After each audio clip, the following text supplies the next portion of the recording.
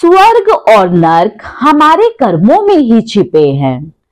कहते हैं जब मनुष्य इस धरती पर जन्म लेता है तब ईश्वर उसके हाथ में दो चीजें थमा देते हैं, एक है अवसर और दूसरा है कर्म।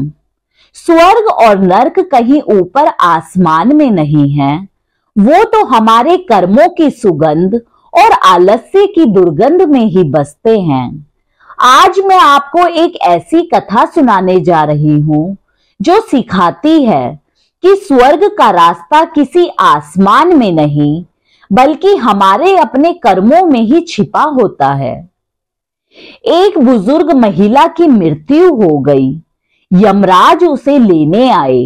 महिला ने यमराज से पूछा, आप मुझे स्वर्ग ले जाएंगे या नर्क? यमराज बोले, दोनों में से कहीं नहीं। तुमने इस जन्म में बहुत ही अच्छे कर्म किए हैं, इसीलिए मैं तुम्हें सीधे प्रभु के धाम ले जा रहा हूं। बुजुर्ग महिला खुश हो गई और बोली, धन्यवाद, पर मेरी आपसे एक विनती है। मैंने यहाँ धरती पर सबसे स्वर्ग नर्क के बारे में बहुत सुना है। मैं एक बार इन दोनों जगहों को देखना चाहती हूँ। यमराज बोले, तुम्हारे कर्म अच्छे हैं, इसलिए मैं तुम्हारी यह इच्छा पूरी करता हूँ। चलो हम स्वर्ग और नर्क के रास्ते से होते हुए प्रभु के धाम चलेंगे। दोनों चल पड़े। सबसे पहले नर्क आया। नर्क में बुजुर्ग महिला ने जोर जोर से लोगों के रोने की आवाज सुनी। नर्क में सभी लोग दुबले पतले और बीमार दिखाई दे रहे थे। महिला ने एक आदमी से पूछा, यहाँ आप सब लोगों की ऐसी हालत क्यों है? आदमी बोला, तो और कैसी हालत होगी? मरने के बाद जब से यहाँ आए हैं हमने एक दिन भी खाना नहीं खाया। भूख से हमारी आत्माएं तड़प रही हैं। बुजुर्ग महिला की नजर एक विशाल पतीले पर पड़ी जो कि लोगों के कद से करीब 300 फुट ऊंचा होगा। उस पतीले के ऊपर एक विशाल चम्मच लटका हुआ था। उस पतीले में से बहुत ही शानदार खुशबू आ रही थी।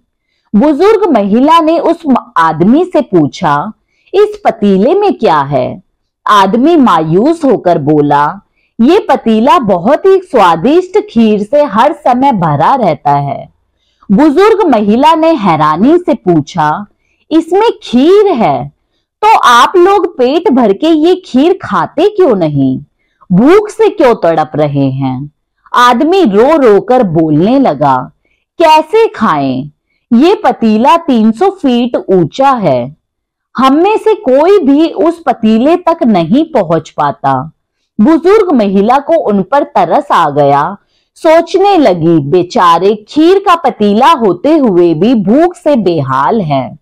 शायद ईश्वर ने इन्हें ये ही दंड दिया होगा।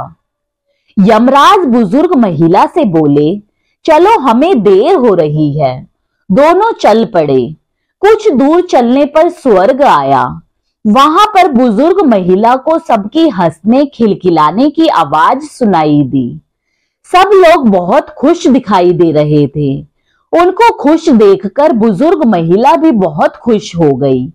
पर वहां स्वर्ग में भी बुजुर्ग महिला की नजर वैसे ही 300 फुट ऊंचे पतीले पर पड़ी जैसा नर्क में था। उसके ऊपर भी वैसा ही चम्मच लटका हुआ था। बुजुर्ग महिला ने वहां लोगों से पूछा, इस पतीले में क्या है? स्वर्ग के लोग बोले, इसमें बहुत स्वादिष्ट खीर है। बुजुर्ग महिला हैरान हो गई। उनसे बोली, पर यह पतीला तो 300 फीट ऊंचा है।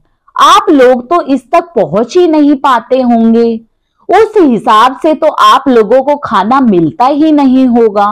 आप लोग भूख से बेहाल होंगे। पर मुझे तो आप सभी इतने खुश लग रहे हो, ऐसे कैसे?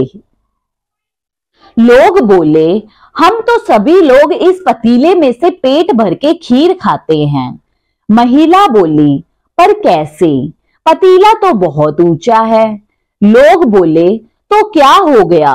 पतीला ऊंचा है तो यहाँ पर कितने सारे पेड़ हैं। ईश्वर ने ये पेड़ पौधे, नदी, झरने हम मनुष्यों के उपयोग के लिए तो बनाए हैं।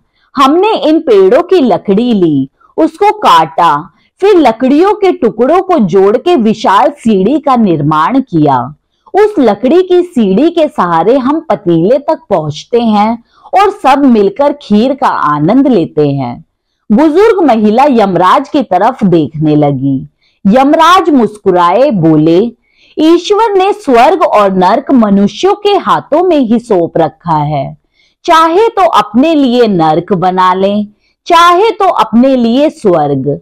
ईश्वर ने सबको एक समान हालातों में डाला है। उसके लिए उसके सभी बच्चे एक समान हैं। वो किसी से भेदभाव नहीं करते। वहां नर्क में भी पेड़ पौधे सब थे, पर वो लोग खुद ही आलसी हैं। उन्हें खीर हाथ में चाहिए। वो कोई कर्म नहीं करना चाहते, कोई मेहनत नहीं करना चाहते, इसलिए सब भूख से बेहाल हैं। यही तो ईश्वर की बनाई इस दुनिया का नियम है। जो कर्म करेगा, मेहनत करेगा, उसी को मीठा फल खाने को मिलेगा।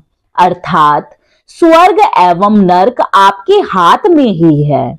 मेहनत करें, अच्छे कर्म करें और अपने जीवन को स्वर्ग बनाएं। यमराज की वो मुस्कान एक गहरी सीख बन गई कि ईश्वर ने सबको समान धरती, समान हवा और समान अवसर दिए हैं। फर्क सिर्फ इतना है कि कुछ लोग मेहनत कर अपने जीवन को स्वर्ग बना लेते हैं और कुछ लोग आलस्य में डूबकर उसी जीवन को नर्क बना लेते हैं। याद रखिए, स्वर्ग कहीं दूर नहीं, वो तो हमारे कर्मों की खुशबू में है। जो परिश्रम करेगा, जो दूसरों की भलाई चाहेगा, उसके जीवन में खीर की मिठास सदा बनी रहेगी। और यही है ईश्वर का सबसे सुंदर संदेश। कर्म ही आपका धर्म है और वही आपका स्वर्ग है।